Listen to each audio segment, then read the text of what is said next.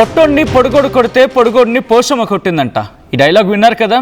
ప్రస్తుతం ట్రంప్ విషయంలో కూడా అదే జరుగుతోంది. గ్రీన్లాండ్ విషయంలో ట్రంప్ దూకుడు ప్రదర్శిస్తూ ఉంటే యుఎస్ మ్యాప్లో భాగంగా కెనడా, వెనిజులా, గ్రీన్లాండ్ని చూపిస్తే ఇప్పుడు యూ అంటోంది. అవును, EU కాస్త EU అంటోంది. యూరోపియన్ యూనియన్ ఇప్పుడు ఇంకొక అడుగు ముందుకు వేస్తోంది. ఏం జరుగుతోంది తెలుసుకోవాలి కదా, ఇంట్రెస్టింగ్ ఉంది కదా, చెప్తా. యుఎస్ మ్యాప్లో కెనడా, వెనిజులా, గ్రీన్లాండ్ని చూపించాడు ట్రంప్. ఆ ట్వీట్ని మీరు చూడొచ్చు. ఒక్కసారి ఫ్రీజ్ చేయండి, అది మీరు చూడొచ్చు. దీనికన్నా ముందు ఒకసారి చూపించే ప్రయత్నం చేద్దామా? ఓకే, సో ఒక్కసారి దీనికన్నా ముందు నేను ఈ విజువల్ చూడండి. అక్కడ ఇటలీ, బ్రిటన్, EUతో పాటు అంటే EU దేశాలకు సంబంధించిన దేశాధినేతలు కావచ్చు, లేకపోతే ప్రతినిధులు కావచ్చు, వీళ్ళందరూ కూడా అక్కడ ఉన్నారు. ఇక ట్రంప్ ఏం చేశాడో తెలుసా? ఒక మ్యాప్ వాళ్ళకి చూపించాడు. ఆ మ్యాప్లో ఏంటి? కెనడా, వెనిజులా, గ్రీన్లాండ్ మూడింటిని US మ్యాప్తో చూపించేశాడు. ఈ సోషల్ మీడియాలో మ్యాప్ని షేర్ చేయడం జరిగింది ట్రంప్. ఈ పిక్చర్లు ట్రంప్తో పాటు ఐరోపా దేశాల అధ్యక్షులు, ప్రధానులు వీళ్ళందరూ కూడా ఉన్నారు. ఇంకోవైపు ఫ్రాన్స్ పై కూడా ట్రంప్ సీరియస్ అవుతున్నాడు. గాజా శాంతి మండలిలో చేరాలి అన్న ట్రంప్ ఆహ్వానాన్ని ఫ్రాన్స్ తిరస్కరించింది. దీంతో ఊరుకుంటాడా?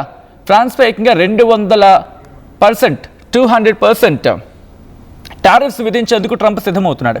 అయితే ట్రంప్కు మెసేజ్ చేసిన ఫ్రాన్స్ ప్రెసిడెంట్ ఇమాన్యుయల్ మ్యాక్రాన్ గురించి మాట్లాడుకుంటున్న సందర్భం. ఇమాన్యుయల్ మ్యాక్రాన్ గురించి గ్రీన్లాండ్ విషయంలో ట్రంప్ బిహేవియర్ అర్థం కావటం లేదని మెసేజ్ అని అంశం కూడా ఇక్కడ చర్చకు వస్తోంది. అయితే గ్రీన్లాండ్పై ఎందుకు ఇలా చేస్తున్నారు అని చెప్పి మ్యాక్రాన్ ప్రశ్నించారు. ప్యారిస్లో G7 కాన్ఫరెన్స్ పెడతా, అప్పుడు మాట్లాడుకుందాం మ్యాక్రాన్ అంటూ ఈ అంశానికి సంబంధించి మాట్లాడుకుంటే క్రమం. అయితే మ్యాక్రాన్ మెసేజ్ను షేర్ చేశాడు ట్రంప్. చూసారా, ఏ వ్యక్తైనా ఇద్దరు దేశాధినేతల మధ్య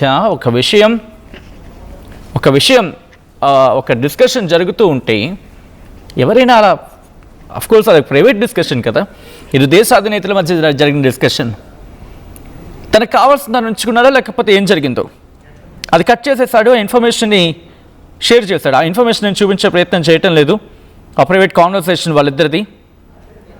బట్ ఈ విషయం గురించి మాట్లాడుకున్నప్పుడు ఇందాక నేను మీకు అన్నాను, గుర్తుందా? యూరోపియన్ యూనియన్ EU కాస్త యు అంటోంది. ఎందుకు మీకు గుర్తుంది కదా, వరల్డ్ ఎకనామిక్ ఫోరం జరుగుతోంది కదా దావోస్లో. అక్కడ EU ప్రతినిధి, అఫ్కోర్స్ EU ప్రతినిధి కాదు, EUకి సంబంధించిన కీలక దేశాధినేతలు కూడా అందరూ అక్కడికి చేరుకున్నారు. European union top leader Ursula own మాట్లాడారు. ఏమంటున్నారు? India, EU, FTA is the mother of all trade deals అంటున్నారు ఆమె. మీరు చూస్తున్నారు కదా, అటు నుంచి మూడో వ్యక్తి ఆమెనే. Annual meeting, world economic forum annual meeting జరుగుతుంది కదా. అఫ్కోర్స్ మన భారతదేశం నుంచి కూడా, మన భారతదేశ ప్రతినిధులు, మన భారతదేశ ఆయా రాష్ట్రాలకు చెందిన ముఖ్యమంత్రులు కూడా అక్కడికి చేరుకున్నారు. సో ఎవరి గొయ్యి వాళ్ళు తవ్వుకోవడమే. ఇది నేనంటున్న మాట కాదు. అంటే మన భాషలోకి అన్వయించుకున్నప్పుడు కొంచెం, మన భాష మనం అన్వయించుకున్నప్పుడు కాస్త ఊన్ చేసుకుంటాం కదా, అందుకని ఈ పద ఝరిని ఉపయోగించే ప్రయత్నం చేశానన్నమాట. కానీ విషయం ఏంటంటే వాళ్ళ ఎంపీలే, అంటే అక్కడి ప్రభుత్వ, అక్కడ దేశానికి సంబంధించిన ప్రజాప్రతినిధులే అంటున్న మాట. అమెరికా పరువుని భ్రష్టు పట్టిస్తున్నారు, అమెరికా పరువుని గంగలో కలిపేస్తున్నారు, అమెరికా విషయాన్ని, అమెరికా భవిష్యత్తుని ప్రమాదంలో పడేస్తున్నారని భావనొచ్చేలా వాళ్ళు మాట్లాడుతున్న క్రమం. So coming back to the subject, hear it again. France గురించి మాట్లాడుకునే ప్రయత్నం చేద్దాం. అయితే ఒకవేళ ఫ్రాన్స్ కనుక, ఎందుకంటే 200% టారిఫ్స్ విధిస్తే ఫ్రాన్స్ ఊరుకుంటుందా? EU యూరోపియన్ యూనియన్ ఊరుకుంటుందా? యూరోపియన్ యూనియన్ సంగతి పక్కన పెడదాం. అసలు ఇంతకీ అమెరికాకు ఫ్రాన్స్కి మధ్య ఎంత వాణిజ్యం ఉంది? ఇది కదా డౌట్ వస్తూ ఉంటుంది. అంటే ఇప్పుడు నాకు ఎవరైనా కన్న పెడదాను అనుకున్నారు అనుకోండి, ఫర్ సపోజ్ X అనే కంట్రీ, Y అనే కంట్రీ, ఇక నేను ఏ దేశాన్ని ఉద్దేశించి చెప్పట్ల, X అనే కంట్రీ, Y అనే కంట్రీ, రెండు దేశాల మధ్య వాణిజ్యం జరుగుతుంది, ట్రేడ్ జరుగుతోంది. X అనే కంట్రీ, Y అనే కంట్రీ, ఈ రెండింటి మధ్య సర్ప్లస్ లేకపోతే ఆ లోటు, అంటే ఎగుమతులు దిగుమతుల విషయంలో కాస్త వ్యత్యాసం ఉందనుకోండి. దానివల్ల దిగుమతుల్లో ఒక దేశం కాస్త తక్కువగా ఉండి కాస్త లాభం పడుతుంది అనుకుందాం. సో అటువంటి దేశానికి సంబంధించి మాట్లాడుకుంటూ ఉంటారు. ఆ దేశానికి సంబంధించి మాట్లాడుకునే క్రమంలో సపోజ్ Y అనే కంట్రీ కాస్త లాభం పుంజుకుంటుందో, లాభపడుతుందో, వాటి లాభంలో ఉందనుకుందాం. X అనే కంట్రీ ఏమంటుంది? లేదు, నువ్వు కాస్త లాభంలో ఉన్నావు కాబట్టి నేను బ్యాలెన్స్ చేసేస్తాను, నేను ఎక్కువ టారిఫ్స్ వేస్తాను నీ మీద, సో దట్ నేను కూడా బ్యాలెన్స్ అయిపోతాను, నాకు కూడా బ్యాలెన్స్డ్గా ఉంటుందని చెప్పి. సో ఇలాంటి సందర్భంలో ఫ్రాన్స్, ఇప్పుడు నేను ఇక్కడ ఈ పాయింట్కి ఫ్రాన్స్ కనెక్ట్ చేస్తా, ఎందుకంటే అమెరికా ఫ్రాన్స్ విషయంలో కూడా ఇటువంటిది. బట్ కాంటెక్స్ట్ అంత ఎగ్జాక్ట్ కాకపోవచ్చు, కొంచెం అటు ఇటు కావచ్చు. ఎందుకంటున్నానంటే ఫ్రాన్స్ నుంచి అమెరికా ఎగుమతులు, అంటే ఫ్రాన్స్ నుంచి అమెరికా ఎగుమతి చేసుకున్న వాటి గురించి మాట్లాడుకుంటే, అమెరికా ఆఫ్ కోర్స్ ఒక ప్రధాన మార్కెట్ ఫ్రాన్స్కి. ఏకంగా $55 బిలియన్ నుంచి $61 బిలియన్, ఏది 2024-25 అంచనా ఇది. అలాగే అమెరికా నుంచి ఫ్రాన్స్కి ఎగుమతులు, అంటే అమెరికా నుంచి ఫ్రాన్స్ తీసుకునేది $41 నుంచి $44 బిలియన్ మధ్య ఉంటుంది. అయితే ఫ్రాన్స్కి దాదాపు 12 నుంచి 16 బిలియన్ సర్ప్లస్ ఉంది. అంటే ఫ్రాన్స్ నుంచి అమెరికాకు ఎగుమతుల గురించి మాట్లాడుకున్నాం, అమెరికా నుంచి ఫ్రాన్స్కి ఎగుమతుల గురించి మాట్లాడుకున్నాం. ఇక్కడ ఫ్రాన్స్కి ఏంటి 12 నుంచి 16 బిలియన్ సర్ప్లస్ ఉంది అనేది. అయితే ఇక్కడ మాట్లాడుకుంటే ట్రేడ్ డెఫిసిట్, అమెరికా దగ్గర ట్రేడ్ డెఫిసిట్ ఉందనేది. అమెరికా ఫ్రాన్స్ మధ్య వస్తువుల వాణిజ్యంలో అమెరికా లోటులో ఉంది, అంటే ట్రేడ్ డెఫిసిట్లో ఉంది అనేది. సో ఏమంటుంది అమెరికా, నేను టారిఫ్స్ విధించేస్తాను సో దట్ ఈక్వల్ అయిపోతుంది, లేదా కాస్త లాభపడతానని చెప్పి. ఫ్రాన్స్ ఊరుకుంటుందా? ఫ్రాన్స్ ఏం చేస్తుంది? ఫ్రాన్స్ కూడా తిరిగి వేసే ప్రయత్నం చేస్తుంది. బట్ అంతకన్నా ముందు డీటెయిల్గా ఇంకొంచెం ముందుకు వెళ్దాం. అసలు ఏ రంగాలు ఉన్నాయి, ఎంతెంత ఉంది, ఎంత వాటా ఎంత, వీటన్నిటి గురించి మాట్లాడుకుందాం. సో ఈ క్రమంలో ఒక్కసారి ఇదే అంశం మీద అమెరికా అధ్యక్షుడు ట్రంప్ ఏమన్నాడో చూద్దాం. Have you invited President Putin to be a member of the Board of Peace? Yeah, he's been invited. Give any response to President Macron saying he will not join the Board of Peace? Oh, did he say that? Well, Yeah. nobody wants him because he's going to be out of office very soon. So, that's all right. What I'll do is if they feel like Costo, I'll put a 200% tariff on his wines and champagnes, and he'll join. But he doesn't have to join. If he said that, you're probably giving it to me a little bit differently. But if he actually did say that, but as you know, he's going to be out of office in a few months. Have you invited President Putin to be a member of the Board of Peace? Yeah, he's been invited. Give any response to President Macron saying he will not join the Board of Peace? Oh, did he say that? Well, Yeah. nobody wants him because he's going to be out of office very soon. So, that's all right. What I'll do is if they feel like Costo, I'll put a 200% tariff on his wines and champagnes, and he'll join. But he doesn't have to join. If he said that, you're probably giving it to me a little bit differently. But if he actually did say that, but as you know, he's going to be out of office in a few months. Have you invited President Putin to be a member of the Board of Peace? Yeah, he's been invited. Give any response to President Macron saying he... so చూసారుగా, మాట్లాడితే Greenland గురించి మాట్లాడతారో లేకపోతే Gaza peace డీలో what it may be, అది Trump భాషలో అది.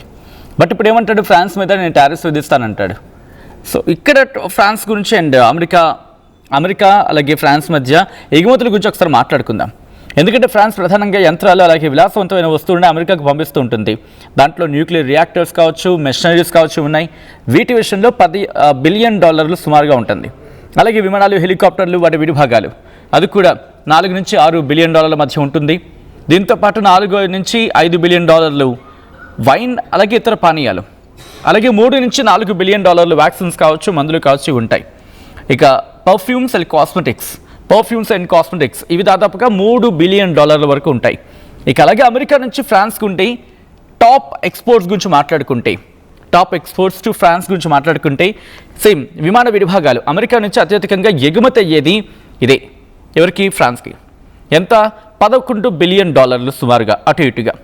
దాంతోపాటు ఎనర్జీ గురించి మాట్లాడుకుంటే దాంట్లో క్రూడ్ ఆయిల్ ఉంటుంది, ఎల్ఎన్జీ ఉంటుంది. దీని గురించి మాట్లాడుకుంటే $9 బిలియన్ సుమారుగా. ఇక్కడ ఇంకో పాయింట్ నేను ఇక్కడ రైస్ చేసే ప్రయత్నం చేస్తాను, మెన్షన్ చేసే ప్రయత్నం చేస్తాను. ఎందుకంటే మీకు గుర్తుందా, వింటర్ దాదాపుగా అయిపోవచ్చింది. అఫ్కోర్స్ ఇక్కడ అయిపోతుందంటే అక్కడ కూడా అంతే కదా. బట్ ఈ వింటర్లో ట్రంప్ కూడా కదా, అమెరికా శాంక్షన్స్ పెడితే పెను ప్రభావానికి లోనేది ఏంటి? ఈ క్రూడ్ ఆయిల్ కాదు, ఈ ఎనర్జీ విషయంలో. ఎక్కడ ఈ పాయింట్ ఎక్కడ టచ్ చేద్దాం? యుక్రెయిన్తో కనెక్ట్ చేద్దాం. యుక్రెయిన్ విషయంలో శాంక్షన్స్ వేస్తే ఎవరి కోపం, ఏదో మనకు సామెత ఉంటుంది కదా, సామెత వరకపోని తెలుగు సినిమాలో డైలాగ్ ఉంటుంది కదా, హీరో విలను కొట్టుకుంటే కమెడియన్ మీద పడ్డారేంటని చెప్పి డైలాగ్ ఉంటుంది. అది ఇక్కడ అప్లికేబుల్ చేద్దాం. ఎందుకంటే అమెరికా, యుక్రెయిన్, అఫ్కోర్స్ ఇక్కడ విలను కాదు, కమెడియన్ కాదు, జస్ట్ నార్మల్గా చెప్పే ప్రయత్నం చేస్తాం కాంటెక్స్ కోసం. అమెరికా అలాగే యుక్రెయిన్, ఇంకా పక్కన పెట్టాలంటే రష్యా యుక్రెయిన్ కొట్టుకుంటూ ఉంటే అమెరికా ఏం చేస్తుంది? శాంక్షన్స్ వేసింది. ఎవరి మీద? రష్యా మీద వేసింది. మరి ఇక్కడ బలైపోయింది ఎవరు? European union. యూరోపియన్ యూనియన్, యూరోప్లో ఉన్న కంట్రీ మళ్ళీ ఎవరు? యుక్రెయిన్. సో యుక్రెయిన్ బేస్ చేసుకుని యుక్రెయిన్ బేస్డ్గా యూరోప్ భుజం మీద తుపాకీ పెట్టి గురిపెట్టింది ఎవరికి? మళ్ళీ రష్యాకి. ఎవరు? అమెరికా. అంటే ఫ్రేమ్లో చూస్తే ఎక్కడ తప్పు దొరకదు, కానీ బలయ్యేది మాత్రం అమెరికా కారణంగా యూరోప్ అలాగే యూరోప్లో ఉన్న కంట్రీస్ గురించి మాట్లాడుకున్నప్పుడు యూరోపియన్ యూనియన్కి సంబంధించిన దేశాలు కావచ్చు, లేకపోతే ఇక్కడ మాట్లాడుకున్నప్పుడు ఇంకా కలుపుకోవాలనుకుంటే రష్యాతో పాటు. Coming back to the subject here at again. ఎందుకంటే ఈ ఫ్రేమ్లో ఎందుకు మాట్లాడుతున్నానంటే ఎనర్జీ విషయంలో బాగా దెబ్బతింది ఎవరు? ఆఖరికి మళ్ళీ అదే రష్యన్ ఎనర్జీని మనం అక్కడ తక్కువ ధరకు వస్తే మనం కొనుక్కుంటే మన నుంచి మళ్ళీ కొనుక్కుంది ఎవరు? ఈ పశ్చిమ దేశాలు కాదా? అంటే అమెరికా వేసే ఆ ఎత్తుల్లో చిత్తవుతుంది ఎవరు? మళ్ళీ యూరోపియన్ కంట్రీసే. సో అర్థమవుతుంది ఇక్కడ మళ్ళీ మీరు చూడొచ్చు, మళ్ళీ అమెరికా నుంచి దిగుమతి చేసుకుంటుందంటే అదే ఎనర్జీని ఎంత బట్టి దిగుమతి చేసుకుంటున్నారు? ఆఖరికి $9 బిలియన్. అదే పక్కన ఉన్న రష్యా నుంచి తీసుకుంటే వాళ్ళకి తగ్గేది. సో అమెరికా కదిపే పావుల్లో బలవుతోంది. రేపు ఉదయం ఒకవేళ కర్మకాలి మళ్ళీ అమెరికా వైపు మొగ్గు చూపింది అనుకుందాం, వాళ్ళ ఇష్టం, అది మనవారు చెప్పడానికి. కానీ ఒకవేళ మొగ్గు చూపితే మళ్ళీ బలయ్యేది ఎవరు? వీళ్ళే. సో ఇప్పుడు తేరుకునే ప్రయత్నం చేస్తున్నారా? వాళ్ళకే ఎరుక. ఎందుకు నేను మాట అంటున్నానంటే ఎనర్జీ విషయంలో, అంటే క్రూడ్ ఆయిల్ కావచ్చు, ఎల్ఎన్జీ విషయంలో కావచ్చు, ఇంకా $9 బిలియన్ సుమారుగా వెళ్ళ ఏమంటారు వాణిజ్యం జరుగుతుంది, ట్రేడ్ అనేది ఉంది. ఇక ఎక్కడి నుంచి ఇంకొంచెం ముందడుగు వేస్తే మెడికల్ ఎక్విప్మెంట్స్, ఆప్టికల్ కావచ్చు లేకపోతే మెడికల్ ఎక్విప్మెంట్స్ ఏకంగా $2.3 బిలియన్ అట. ఇక అలాగే ఎలక్ట్రానిక్స్ విషయానికి వస్తే చిప్స్తో పాటు విద్యుత్ ఉపకరణాల గురించి మాట్లాడుకున్నప్పుడు వీటి ట్రేడ్, అంటే అమెరికా నుంచి ఫ్రాన్స్కు వెళ్ళేది, అమెరికా నుంచి ఫ్రాన్స్కు ప్రధాన ఎగుమతుల గురించి మాట్లాడుకున్నప్పుడు ఇది $2.7 బిలియన్. అంటే పెట్టుబడుల విషయంలో కావచ్చు, టారిఫ్స్ విషయంలో కావచ్చు, పెట్టుబడుల గురించి మాట్లాడుకుందాం. కేవలం ఈ వస్తువులే కాకుండా ఇటు సర్వీస్లో కూడా భారీగానే ట్రేడ్ జరుగుతోంది. అమెరికాలో ఫ్రాన్స్ కంపెనీలు, ఎగ్జాంపుల్ ఎయిర్ బేస్ తీసుకుందాం, LVMH, అలాగే ఫ్రాన్స్లో అమెరికా కంపెనీలు మైక్రోసాఫ్ట్, గూగుల్ ఇలా లక్షలాది మందికి ఉద్యోగాలు కల్పిస్తున్నాయి. ఒకవేళ టారిఫ్ ఇంపాక్ట్ గురించి మాట్లాడుకుంటే ఇటీవల కాలంలో ఈ సుంకాలు టారిఫ్స్ గురించి చర్చ జరుగుతోంది కాబట్టి వైన్ అలాగే ఈ లగ్జరీ ఈ వస్తువులపై ధరలపై కొంత ప్రభావం పడిందనే మాట వినిపిస్తూ ఉంటుంది. ఒకవేళ ఈ ఇంపాక్ట్ కనుక వెళ్ళింది అనుకుందాం, ఇంకా ఎక్కువైతే ఏమవుతుంది? ఇబ్బంది పడాల్సి వస్తుంది. అప్పుడు ఫ్రాన్స్ ఒక్కటే ఇబ్బంది పడుతుందా? ఎందుకంటే వాళ్ళకు ఒక మాట వినిపిస్తూ ఉంటుంది, వాళ్ళు చిన్న దేశాలే కావచ్చు యూరోపియన్ యూనియన్గా ఏర్పడ్డారు, అంటే కలిసికట్టుగా ఒక నిర్దిష్టమైన నిర్ణయం తీసుకుంటే అది మళ్ళీ ప్రపంచానికి కాస్త ఇంపాక్ట్ చూపించవచ్చు. సో అటువంటి సందర్భం. సో ఇంతటి సాధ్యాలు ఉన్నాయి కాబట్టి ఇప్పుడు ఇమాన్యుయల్ మ్యాక్రాన్ కూడా చాలా ఆచితూచి అడుగులు వేస్తున్న సందర్భం. ఎందుకంటే యూరోప్ ఏం పెద్దగా అంత దాని ఏమంటారు అభివృద్ధి చెందుతుందంటే కనుక యాజ్ ఆఫ్ నౌ ఉన్న సిచ్యువేషన్లో బిగ్గెస్ట్ క్వశ్చన్ మార్క్. జరుగుతున్న పరిణామాల్లో మధ్యలో బలైపోతుంది ఎవరంటే యూరపే. ఇటు యుక్రెయిన్తో యుద్ధం జరిగినా అది యూరప్ మీద ప్రభావం చూపిస్తుంది, ఇరాన్ మీద యుద్ధం జరిగినా అది యూరప్ మీద ప్రభావాన్ని చూపిస్తోంది. ఎక్కడ ఎటువంటి సిచ్యువేషన్స్ ఉన్నా కారణం ఏంటి? వాళ్ళకంటూ ఇప్పుడు నేటోలో ఇవన్నీ ఉన్నాయి, కానీ వాళ్ళకి సొంత ఆర్మీ అనేది, సొంతమైన బలకం అనేది అంతగా లేదు. అందుకే కదా యుక్రెయిన్ మొత్తుకుంది, అరే బాబు యూరప్ అనేది బిల్డప్ చేసుకోవాలరా, నేటో విషయం పక్కన పెట్టండి, మీకంటూ ఉండాలి, మీ బలగాలు ఉంటే మనకు ఉపయోగపడుతుందని చెప్పి. ఇప్పుడు కోలుకుంటూనే తేరుకుంటే, బట్ ఏదో అంటారు కదా నిండా మునిగిపోయిన తర్వాత కష్టం అని చెప్పి, అటువంటి పరిస్థితి అమెరికా చేతుల్లో ఒక విధంగా చెప్పంటే యూరప్ కీలుబొమ్మగా మారిపోయిందా? ఈరోజు అదే ప్రశ్న తలెత్తుతోంది. ఎందుకంటే గ్రీన్లాండ్ విషయంలో ఎక్కడా తేల్చలేక, కక్కలేక, మింగలేక, ఏ రోజు నెత్తి మీద ఏ బాంబు వేస్తాడో తెలియక ఇంత దాని ఏమంటారు ఇంత ఖండిస్తున్నప్పటికీ, యూరప్ అంతా ఖండిస్తున్నప్పటికీ ట్రంప్ అనే వ్యక్తి ఇదే బెస్ట్ ఎగ్జాంపుల్. నెక్స్ట్ ఇమేజ్ ఒకసారి చూపించిన, ఈ ఇమేజ్ తర్వాతది ఒక జెండా పాతున్నట్టు. ఒక్కసారి ఇక్కడ ఇది పాజ్ చేసే ప్రయత్నం చేయండి. మీరు చూడొచ్చు అక్కడ మార్క్ రూబియో ఉన్నారు, దాంతోపాటు అమెరికా ఉపాధ్యక్షుడు JD వాన్స్, అలాగే అమెరికా అధ్యక్షుడు డొనాల్డ్ ట్రంప్ గ్రీన్లాండ్ మీద అమెరికా జెండా పాతాడు అని ఒక ఇమేజ్ పోస్ట్ చేస్తే ఎందుకు కామ్గా ఉంటుంది యూరోపియన్ యూనియన్? ఇంకా చర్చలు జరుపుతున్నాం. ఇటాలియన్ ప్రైమ్ మినిస్టర్ కావచ్చు, ఫ్రాన్స్ ప్రైమ్ మినిస్టర్ కావచ్చు, వీళ్ళందరూ మాట్లాడుతున్నారు. ఇది మాటలకే పరిమితమా, లేకపోతే ఖండం వరకు వెళ్తుందా? వెళితే కనుక ఎటువంటి పరిణామాలు ఎదుర్కోవాల్సి ఉంటుంది? ఒకవేళ దాడి వరకు వస్తే, ఎందుకంటే ట్రంప్ మాటల దృష్ట్యా ఆ దృక్కోణంలో చూసే ప్రయత్నం చేద్దాం. ట్రంప్ ఏమన్నాడు, ఆ యాంగిల్ నుంచి చూసే ప్రయత్నం చేద్దాం. ట్రంప్ ఏమంటాడు, నేను అక్కడిక్కడ బలగాలను దించేసి గ్రీన్లాండ్ని లాగేసుకుంటాను అంటాడు. కానీ ఒకవేళ అదే జరిగితే నేటోలో ఉన్న మిగతా దేశాలకు ఉన్న యూరోపియన్ కంట్రీస్కి సంబంధించిన బలగాలు పట్టించుకోవట్లేదు కదా ట్రంప్ అనే వ్యక్తి. అమెరికాని అగ్రభాగం, ఆఫ్ కోర్స్ అది కాదన్న వాస్తవం కూడా, ఎందుకంటే 18% అనుకుంటా బడ్జెట్లో, subject the correction here at again. So అటువంటి సందర్భాల్లో ఏం చేస్తాయి? సచ్చినట్టు ట్రంప్ మాట వింటాయా?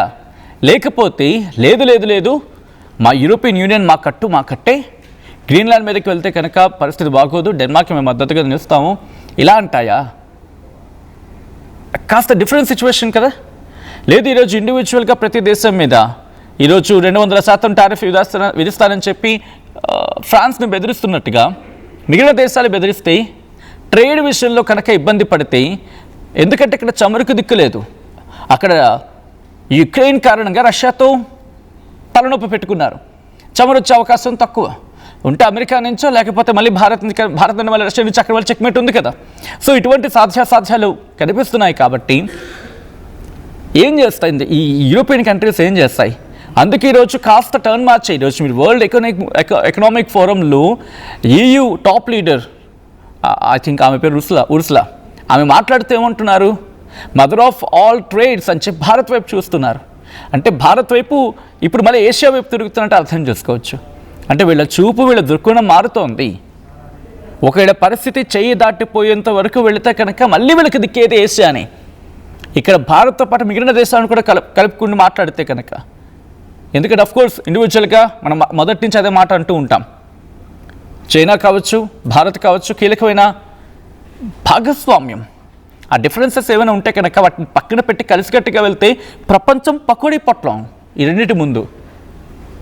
కాబట్టి ఇక్కడ చైనా ఆలోచించకుండా సరిపోతుంది. చైనా ఇంకా ఏమంటారా, మెతక ధోరణి ఏదో అంటూ ఉంటారు కదా, కాస్త మెత్తగా వ్యవహరిస్తుంది కొన్ని సందర్భాల్లో. నా వరకు వచ్చినప్పుడు చూసుకుందాం అని చెప్పి ఒక్కవేళ కొంచెం ఆ పాయింట్ని పక్కన పెట్టి, ఎందుకంటే ఇప్పుడు ఫైనాన్షియల్గా స్ట్రెంత్గా ఉంది, మాటల్లో స్ట్రెంత్గా ఉంది, పొలిటికల్గా స్ట్రెంత్లో ఉంది. చైనా అక్కడికి ఒక అడుగు ముందుకు వేస్తుందంటే ఈక్వేషన్స్ మారిపోతాయి. సో చూడాలి మరి ఏం జరుగుతుంది అనేది. Interesting development. మీ అభిప్రాయం ఏంటనేది కామెంట్ చేసే ప్రయత్నం చేయండి. గ్రీన్లాండ్ను ట్రంప్ స్వాధీనం చేసుకుంటాడనే ఒక పోల్ను మీ ముందుంచే ప్రయత్నం చేస్తుంది RTV. ఎస్ అంటూ దాదాపు 50% పైగా, 50-50 షేడ్ ఉందంటే 50-50% ఉందంటే అర్థం చేసుకోవచ్చు. మీ అభిప్రాయం ఏంటో కామెంట్ చేసే ప్రయత్నం చేయండి. Have you invited President Putin to be a member of the Board of Peace?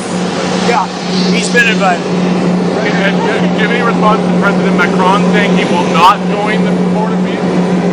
Oh, did he say that? Well, Yeah. nobody wants him because he's going to be out of office very soon. So, that's all right. What I'll do is if they feel like Costo, I'll put a 200% tariff on his wines and champagnes, and he'll join. But he doesn't have to join. If he said that, you're probably giving it to me a little bit differently. But if he actually did say that, but as you know, he's going to be out of office in a few months.